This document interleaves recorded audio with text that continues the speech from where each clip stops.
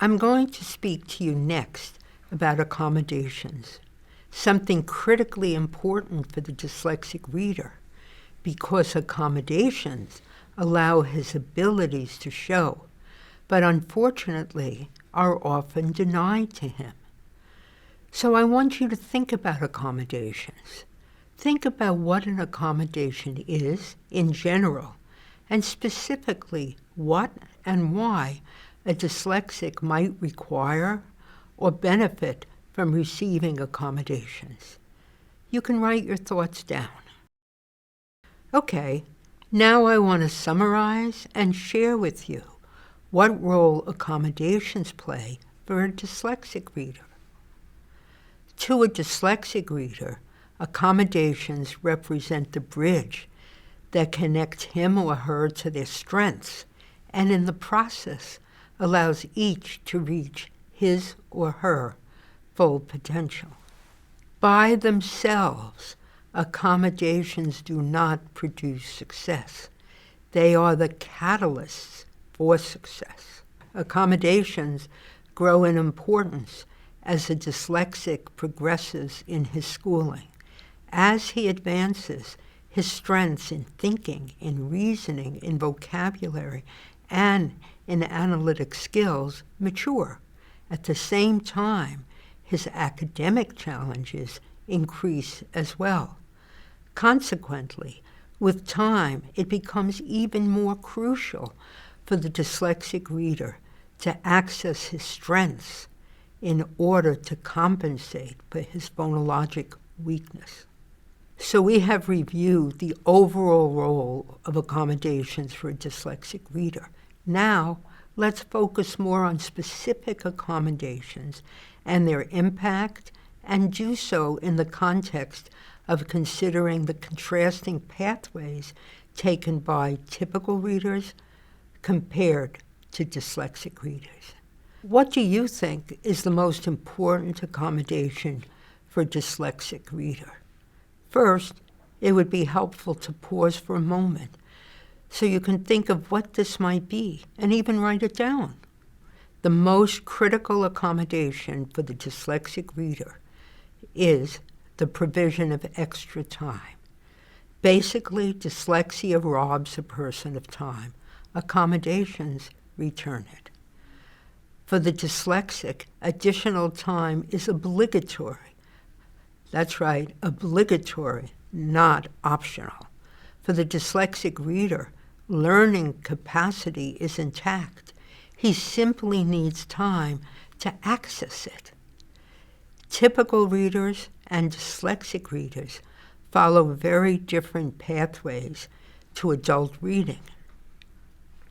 Typical readers, their route is smooth and orderly.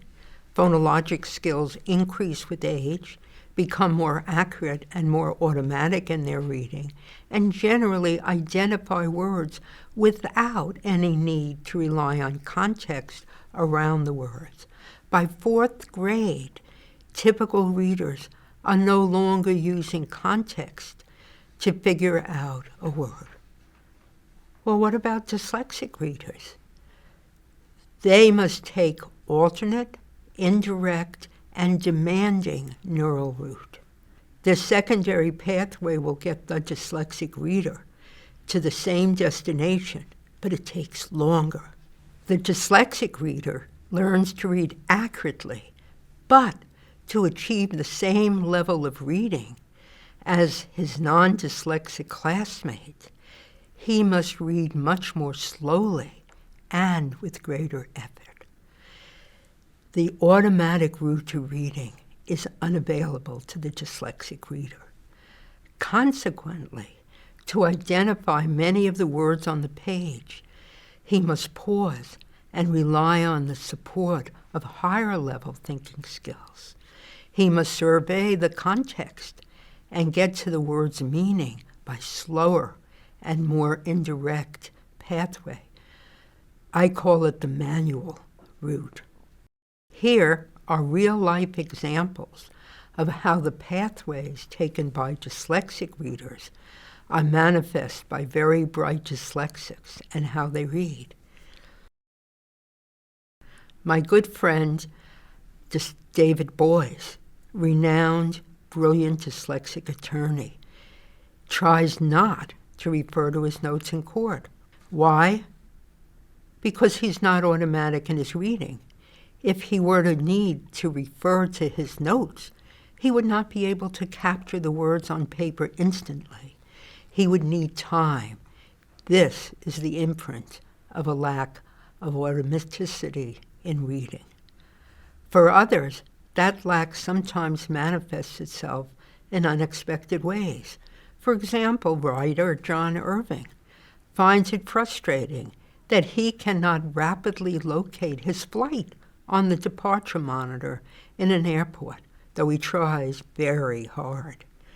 Irving explains that he is competitive about this. I am going to find that city and flight and gate number before my wife, Janet. I'm just killing myself to find the flight to Dusseldorf or Paris or Helsinki. And Janet will look up and say, oh, it's B9 like that. Instantly, I can't do that. What his wife, an automatic reader, can do at a glance, Irving, a very smart dyslexic, must do manually, and therefore much more slowly. At the same time, keep in mind that Irving has written best-selling books such as The World According to Garp and Cider House Rules. We've spoken about the different pathways taken by the dyslexic compared to the typical reader. Next, I want to go on to consider what we've learned about brain function in dyslexia and how this provides insight into the symptoms and the need for accommodation. I think that dyslexia can be a source of strength, a source of success in a couple of different ways. First, by necessity. People who have dyslexia learn ways to cope. Our society is built around the norm. It's built around people who read in the conventional way, who input data in the conventional way. And so the dyslexic, who is a little unconventional, needs to learn ways of coping. And those ways can become strengths. For example, when I was in high school, I was a high school debater. And high school debaters are famous or infamous, depending on your perspective, for their use of note cards. Everything's down on a note card. And people speak from these note cards. Now, when you're dyslexic, that doesn't work very well, because the time it takes you to look down at a note card, focus, read, is too long. You've lost your audience.